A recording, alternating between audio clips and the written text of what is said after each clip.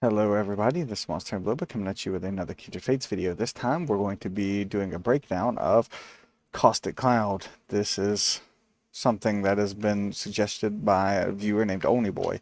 We're going to start off with showing you what the damage of Caustic Cloud is on each target with no debuffs applied. So, Caustic Cloud in general is just a AoE, you can see the rough size of it here, that does damage over time to anyone standing in it, and if they stand in it for 3 ticks, they get poisoned, which continues to do damage over time. So we'll show you the poison ticks and the damage ticks on each kinfolk, starting with Lumala. So you see it does about 14 damage per tick while inside. And, well, let's see if we can maybe make Lumala not get killed by it this time. I'll show you the poison ticks.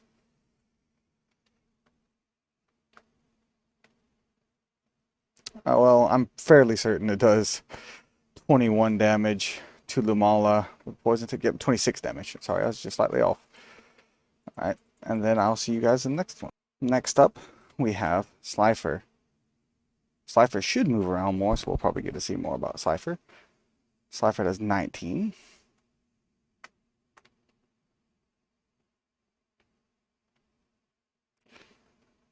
And you can see right there. Alright, well, he killed Skullkin, but that's fine. 25. So we have 19 damage normally for Slifer, and 25 per tick. This poison ticks last until the kinfolk dies, by the way. Now we have Mekid, who takes 13 damage per tick of the cloud itself. And then the poison does 26 damage to him.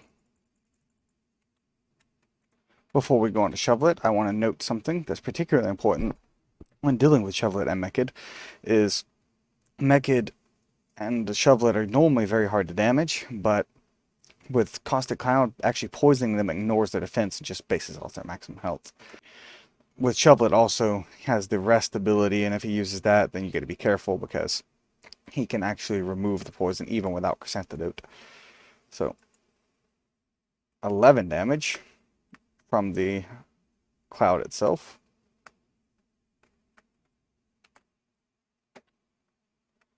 And you can see there, 28 damage dealt from the actual tick. Once again, the tick damage is based off of health, so it makes sense that Shovelet takes 28 damage from the tick damage, from the poison itself rather than the cloud. You see Kadoki takes 19 damage from the cloud, is significantly more than Shovelet's 13 that he took.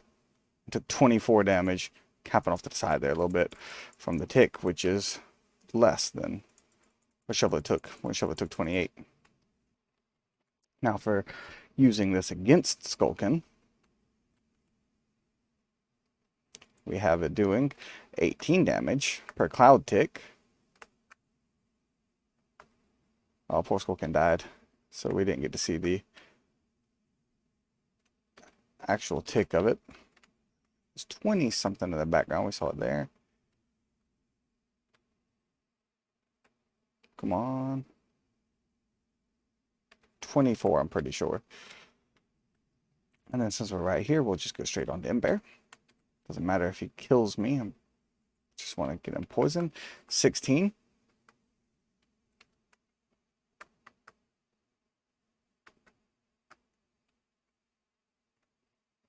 There we go.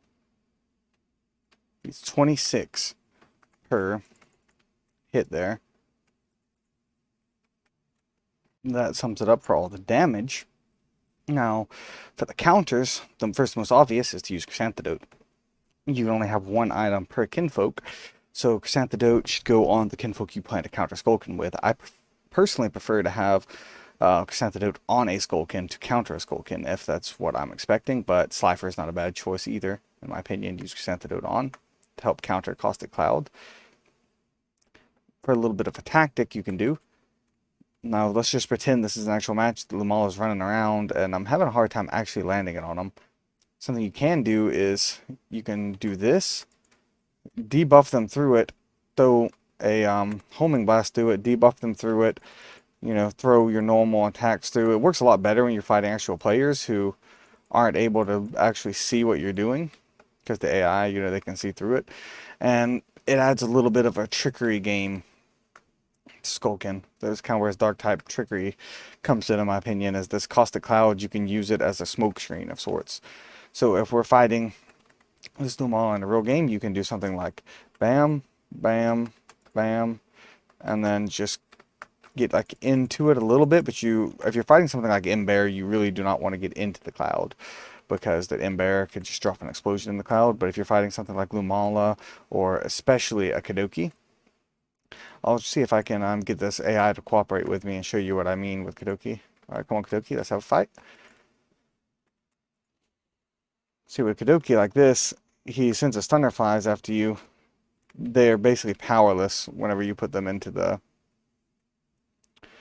cloud there. Aside from that, it also makes Kadoki very difficult to actually sleep you without getting close and getting poisoned.